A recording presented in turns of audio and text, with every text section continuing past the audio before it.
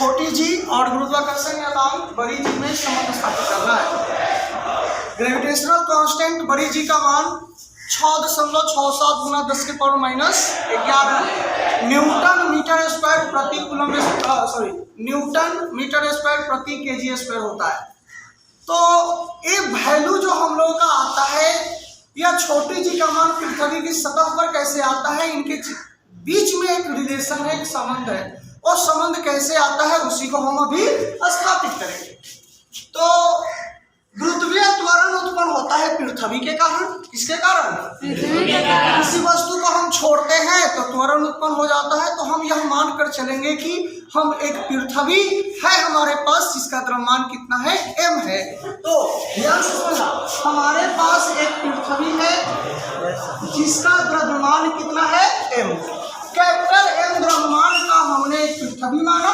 पृथ्वी ना माने तो ग्रह भी मान सकते हैं, कोई एक ग्रह। समझ रहे बात? तो जिसका रेडियस जो है वह r है। रेडियस कितना है? इसका रेडियस जो है वह r है, त्रिज्या का मान r है। तो सेंटर से इसकी त्रिज्या हो गई। अब इसी के सतह पर कोई एक वस्तु रखी हुई है जिस वस्तु का जो द्रव्यमान है वह छोटी m है। कितना है जी? छोटी m मास का कोई वस्तु पृथ्वी के सतह पर रखा हुआ है।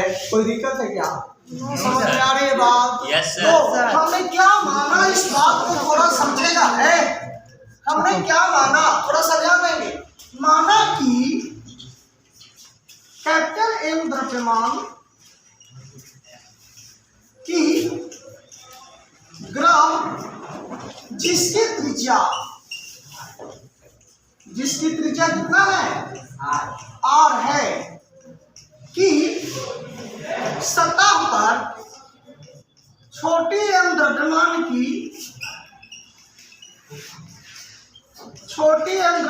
की वस्तु रखी है।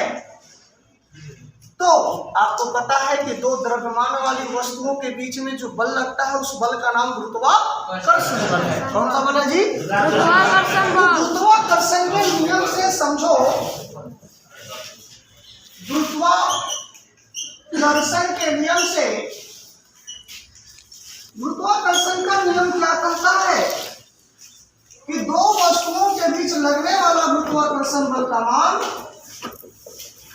Capital G into m1 into m2। तो m1 के जगह पर कैपिटल M पृथ्वी का द्रव्यमान मतलब ग्रह का द्रव्यमान और छोटकी m वस्तु का द्रव्यमान m1 इंटू m2। तो capital M into small m। कोई दिक्कत? बटा दूरी का स्क्वायर। तो दूरी तो इसके बीच का r है जी, r स्क्वायर। कोई दिक्कत है क्या? समझ में आई बात? इसको हमने कहा समीकरण 1। कोई दिक्कत? अच्छा, और चूंकि इस वस्तु को पृथ्वी भी खींच रही है, किस त्वरण से? छोटी जी त्वरण से खींच रही है। m द्रव्यमान है। तो न्यूटन के गति के दूसरे नियम से हमने पढ़ा है कि F बराबर m इंटू a। तो न्यूटन के गति के दूसरे नियम से, न्यूटन के गति के दूसरे नियम से F बराबर m इंटू त्वरण। तो यहाँ तो त्वरण काम करेगा, रुपये त्वरण हो तो g mg। किसी को कोई दिक्कत? इसको समीकरण कोई लफड़ा? अच्छा, यह भी बल है, यह भी बल है, दोनों बल ही है। इस वजह से बल का मान बल के मान के बराबर होगा। तो समीकरण 1 और समीकरण 2 में LHS बराबर हो गया, यानी यह वाला गुरुत्वाकर्षण बल का मान और पृथ्वी जिस गुरुत्व बल से खींच रही थी वह वाला मान, दोनों आपस में क्या हो गए? बराबर। समीकरण 1 तथा 2 से दोनों वैल्यू आपस में बराबर हो जाएगी। तो Fg is equal to Fg का वैल्यू बोलो g capital M small m by r square is equal to क्या है, बोलो जल्दी देख के,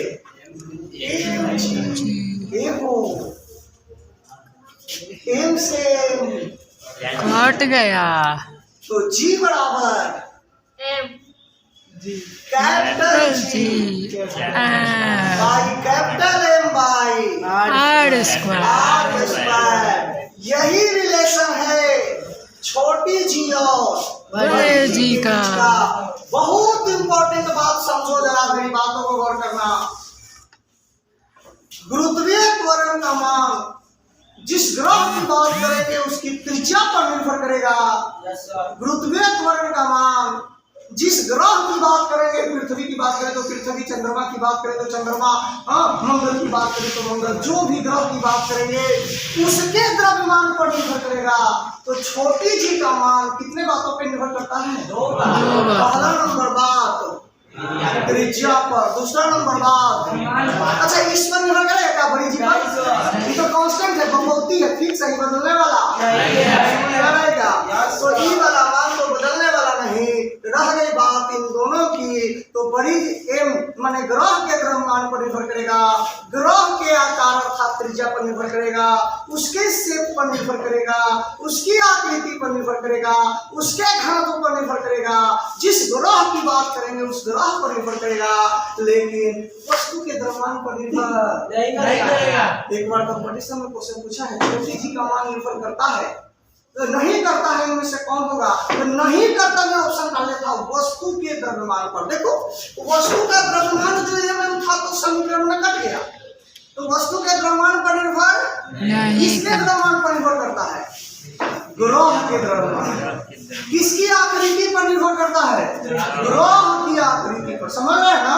किसके घनत्व पर निर्भर करता है? ग्रह के घनत्व पर निर्भर करता है। समझ रहे हैं? तो यहाँ से आप एक पॉइंट नोट कर सकते हो कि छोटी जी का जो वैल्यू है, थोड़ा सा ध्यान देना, वह दूरी के वर्ग का व्युत्क्रमानुपाती क्रमानुपाती होता है। इस पर हम बात करेंगे दूरी के वर्ग का। इसका मतलब जी का आर का मान कम होगा तो जी का मान ज्यादा होगा, आर का मान कम होगा तो जी का मान ज्यादा, और आर का मान ज्यादा होगा तो जी का मान कम। ये बातें हम लोग किया, आर का मान कम तो जी का मान ज्यादा, और आर का मान ज्यादा तो जी का मान कम। अब ये एम क्या है? ग्रह, जिस ग्रह की बात करेगा। तो यहाँ पर हम ग्रह के रूप में पृथ्वी को लेकर चले। किसको लेकर चले हैं? तो कैपिटल एम हमारा पृथ्वी का द्रव्यमान है। पृथ्वी का द्रव्यमान होता है, कोई बताएगा क्या? पृथ्वी का द्रव्यमान कितना होता है? पृथ्वी का द्रव्यमान कोई नहीं, 6 गुना 10 के पावर 24 के जी। कितना होता है? 6 गुना 10 के पावर 24 किलो पृथ्वी के द्रव्यमान है। देख लो 10 की पावर 24 में भी 600 करना पड़ेगा। अच्छा पृथ्वी का कोई त्रिज्या बताएगा क्या? पृथ्वी का त्रिज्या 9.8 जल्दी बोलिए। 9.8 6400 किलोमीटर, 6400 किलोमीटर, यानी 6400 गुना 1000 किलो मान 1000 जी, इतना मीटर। अच्छा कैपिटल जी का वैल्यू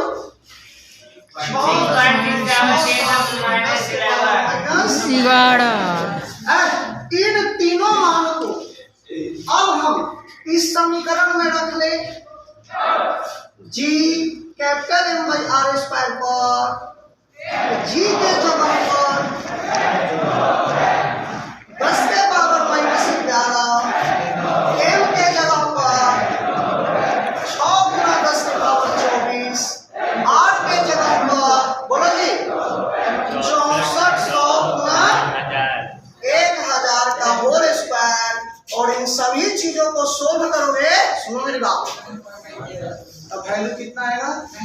9.8 कितना आएगा जी? मीटर प्रति सेकेंड स्क्वायर, या लगभग हम लोग मान कर चलते हैं 10 मीटर पर सेकेंड स्क्वायर। इस पूरे चीजों में हमने क्या सीखा?